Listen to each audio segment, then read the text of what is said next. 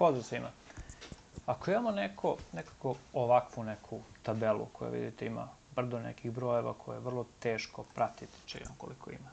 Dobro, ide 687 redova i koliko 9 kolona, ali zamislite da sad, na primjer, ona ima 1500 redova i 15 kolona, a vas zanima da nađete neke podatke.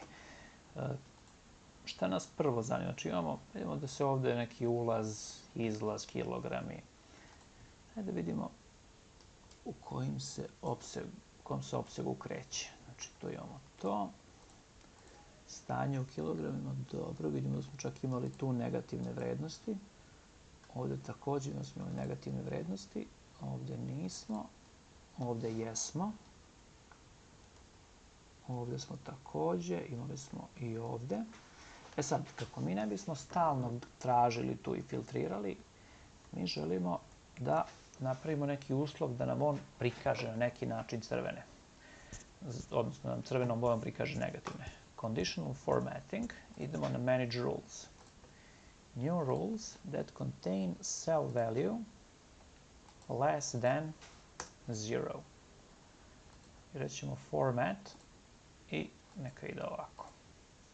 Ok, apply, ok. I sad, kako mi ovako budemo listali, vidite koliko se lakše uočava. Znači mi vidimo da smo 7. i 8. januara imali tu negativne vrednosti, a da vidimo šta se ovde dešavalo. I ovde smo, vidite, imali 10. januara negativne vrednosti. Da smo morali da tražimo, nikad ih ne bismo našli. Takođe, da smo morali da filtriramo, što jeste neka mogućnost, opet ne bismo videli šta se tu mnogo izdešavalo. Sledeća stvar, vidimo imamo stanje u dinarima po kilogramu. Vidimo kako se ono menja. Znači reći ćemo da je to tu jednako to tu minus to tu. Ovdje ćemo staviti ovako. Naravno filteri i sad gledamo, ide od minus 0,6 do plus 3,15. Ili cena ide od 8,97 do 15. Ako mi, na primjer, želimo sada da jasno vidimo kojim danima je cena bila 10, kojim 11, kojim 12, mi možemo da idemo number filters, pa da kažemo između 9 i 10, sad mi filtriraju pa mi sad prikaže 10 i 11, ali mi želimo da sve to vidimo odjedno. Da li postoji neka zakonitost? Opet idemo na conditional formatting, manage rules. Sad ovo pravilo nam, ajde, možemo da gostujemo, ako je manje od 0, neka stoji. Mada videli smo da tu nema ničega što je manje od 0, ako se ne varam. New rule that contain. Sada želimo da vidimo sve što je veće od, samo da vidim kako se kreće.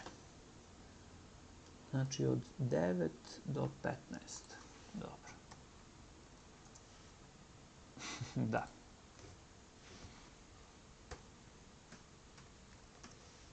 Ovako ćemo.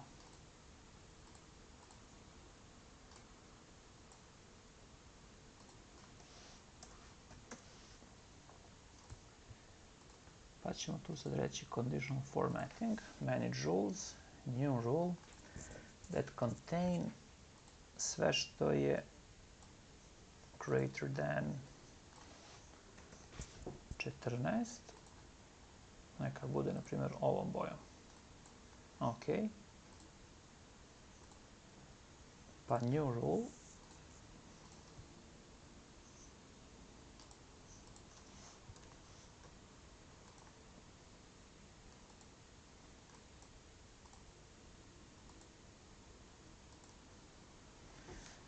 Dobro, nismo još završili. Znači format only cells that contain.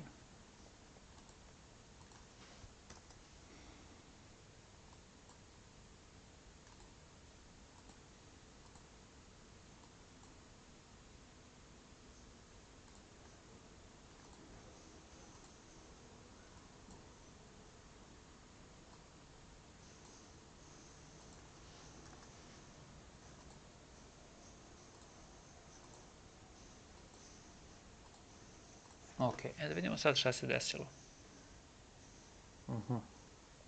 Vidite, on je nama sad sve obojio u plavo, iako nama to nije bila ideja. Zašto je on to uradio? Pa uradio je to zato što smo mi takvim redosledom stavili conditional formatting. Znači manage rules. On gleda koje je prvo pravilo. Aha, dobro je da ovo nam se dupliralo, pa možemo i da ga izbrišemo. Znači, sada ono što je potrebno jeste da mi pravila potpuno okrenemo. To ćemo raditi ovde. I hajde sad da vidimo šta će da se desi u tom slučaju. Sad vidite, sad to dobija prave obrise. I sad tačno vidimo kad je bila koja vrednost. Kažem vam, to se postiže tako što vodimo računa, jer on prvo pravilo koje ispuni zadati kriterijum, on će u njega da udari. I ako mu je prvo pravilo da je veće od 10, on se neće baviti time da li je veće od 12, od 14, kako već bilo. On će pitati da li je veće od 10, jeste. I zato će sve da obeleži upravo tom bojom. Da vidimo sad.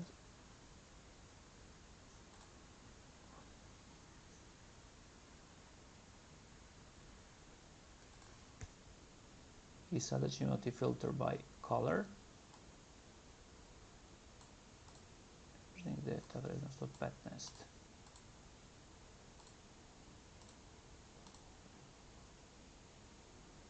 Aha, dobro, mogli smo da stavimo new rule.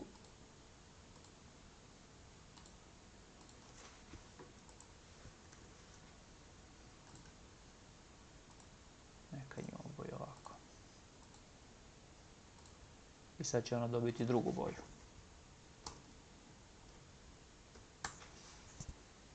Vidite, tu je.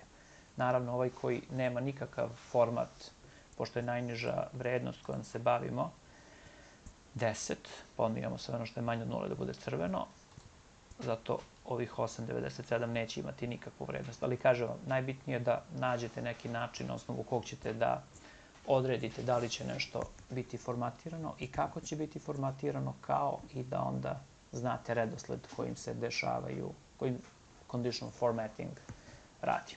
Hvala vam.